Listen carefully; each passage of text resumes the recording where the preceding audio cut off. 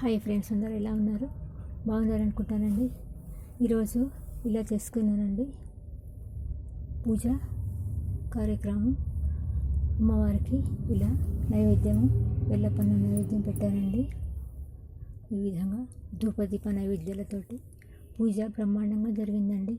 కమల సంజాత నీవు కమలవు నీవైతేను కమల నామదేవై నామలవు నీవు ఆమల విమలపురపు కమల నయనవు నీవు కమలాల కొలువైన మహాలక్ష్మి నీవు మహాలక్ష్మి రావే మమ్మేలుకోవే. ఈ దసరా నవరాత్రుల్లో ఒక్కరోజైనా కూడా ఈ విధంగా పూజ చేసుకోండి ఫ్రెండ్స్, చాలా బాగుంటుంది.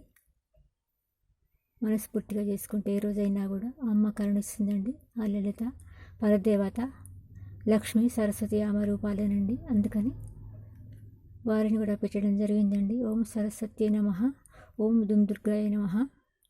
ఈ విధంగా చేసుకుంటే అందరికీ కూడా అమ్మ కావలసినటువంటి అన్నీ కూడా ఇస్తుందండి. ఏ రోజని లేదండి, ఈ నవరాత్రులలో ఎప్పుడైనా కూడా చేసుకోవచ్చండి ఫ్రెండ్స్. నాకు తీరుతుందో తీరదో అని చెప్పేసి ఈరోజు పూజ పెట్టుకున్నానండి.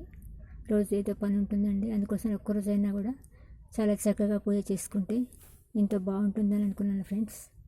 అందుకనే ఈ విధంగా ఈ పూజ చేసుకున్నానండి. పూజ అంతా అయిపోయిందండి. తీర్థప్రసాదం కూడా ఇంకా తీసుకోలేదు. ఒక వీడియో చేయాలనుకొని చేస్తున్నానండి.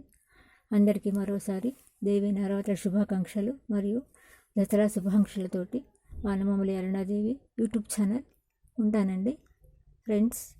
అందరికీ మరోసారి శుభాకాంక్షలతోటి వానమామలి అరుణాదేవి.